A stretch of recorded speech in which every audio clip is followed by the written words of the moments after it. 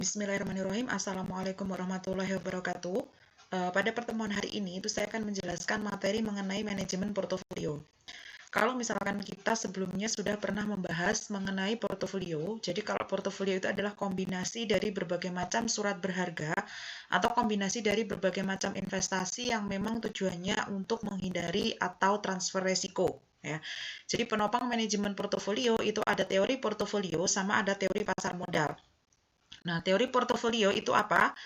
Pengembalian portofolio yang diharapkan dan tingkat resiko portofolio yang dapat diterima serta menunjukkan cara pembentukan portofolio yang optimal. Jadi di dalam portofolio itu ada cara bagaimana membentuk portofolio yang optimal, seperti itu. Kemudian kalau teori pasar modal itu berhubungan dengan pengaruh keputusan investor terhadap harga sekuritas. Yang kedua, menunjukkan hubungan yang seharusnya terjadi antara pengembalian dan resiko sekuritas jika investor membentuk portofolio yang sesuai dengan teori portofolio. Konsep dasar, jadi yang diinginkan oleh investor itu adalah portofolio yang efisien dan optimal. Kemudian fungsi kegunaan dan kurva di dalam portofolio, kurva indifferent, kemudian aktiva beresiko dan aktiva bebas resiko. Portofolio yang efisien dan optimal itu seperti apa? Jadi dalam pembentukan portofolio, investor itu berusaha memaksimalkan pengembalian yang diharapkan dari investasi dengan tingkat risiko tertentu yang dapat diterima, yaitu portofolio yang efisien. Kemudian asumsi yang wajar itu adalah cenderung investor itu menghindari resiko. Jadi yang namanya investor itu juga kadang takut sama resiko. Maka kita bisa melihat tipe-tipe investor itu seperti apa. Ada investor yang suka dengan resiko, ada investor yang cenderung menghindari resiko, atau ada investor yang memang dia netral terhadap resiko. Kemudian, jika memiliki beberapa pilihan portofolio yang efisien, maka yang dipilih adalah portofolio yang paling optimal. Mana kira-kira atau kombinasi mana yang dianggap bisa memberikan pengembalian yang bagus kepada investor. Fungsi dan kegunaan kurva indifferent, fungsi kegunaannya yaitu menyatakan pilihan dari entitas ekonomi sehubungan dengan pengembalian dan resiko yang dihadapi oleh investor. Nah, fungsi kegunaan dapat dinyatakan dalam bentuk grafis yaitu kurva indifferent. Nah, ini adalah kurva indifferent ketika ada pengembalian yang diharapkan oleh konsumen, investor, kemudian ada resiko yang dihadapi. Nah, kegunaannya meningkat, di situ disimbolkan dengan U1. Nah, itu kegunaan yang meningkat antara pengembalian dengan resiko. U aksen itu adalah tingkat pengembalian yang diharapkan lebih besar dan memiliki resiko yang lebih besar dibandingkan dengan U saja.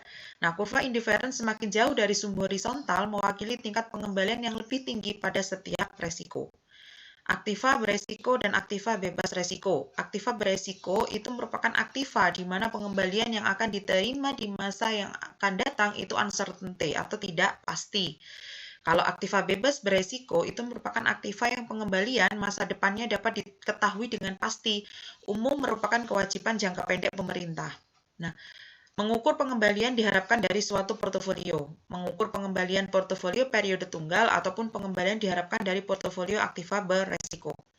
Nah, ini adalah rumus untuk pengembalian portofolio periode tunggal. Di situ bisa teman-teman lihat ada RP sama dengan B1R1 plus W2R2 plus titik-titik sampai WGRG, di mana keterangannya adalah kalau RP itu tingkat pengembalian portofolio selama periode berjalan, kalau RG itu tingkat pengembalian aktiva G selama periode berjalan, kalau WG itu adalah berat aktiva pada portofolio dari nilai pasar keseluruhan. G-nya itu adalah jumlah aktiva pada portofolio.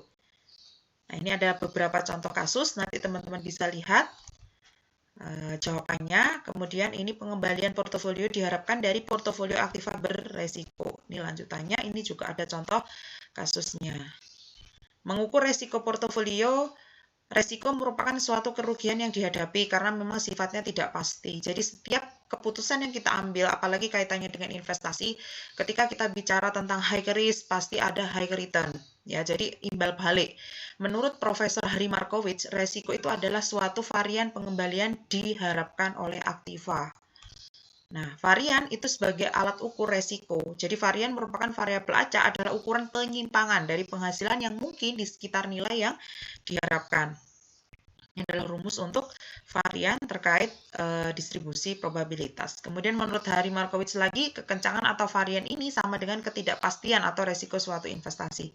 Jadi Harry Markowitz ini adalah bapak investasi yang dia mengemukakan teori tentang don't put your all egg into one basket. Jangan pernah letakkan semua telur Anda di dalam satu keranjang. Itu adalah teori portofolio. Ketika telur Anda tumpah, maka semua atau dalam satu keranjang itu akan tumpah. Artinya apa? Ketika Anda melakukan investasi, janganlah kamu tempatkan investasi Anda hanya pada satu aset saja.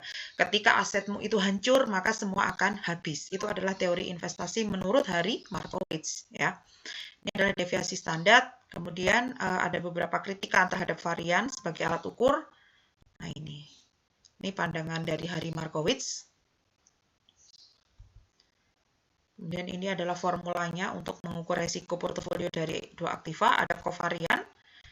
Jadi kalau kita bicara tentang portofolio yang optimal, itu sebenarnya ada dua metode. Ya, ini adalah lebih ke arah mengukur resiko. Ada dua metode di dalam mengukur portofolio.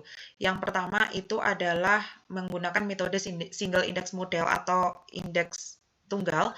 Kemudian yang kedua adalah menggunakan metode indeks ganda. Nah, itu nanti mereka pasti akan juga menggunakan rumus sesuai dengan teori yang berlaku di dalam portofolio. Oke, saya rasa itu yang bisa saya sampaikan. Ada kurang lebihnya saya mohon maaf. Sekian dari saya. Assalamualaikum warahmatullahi wabarakatuh.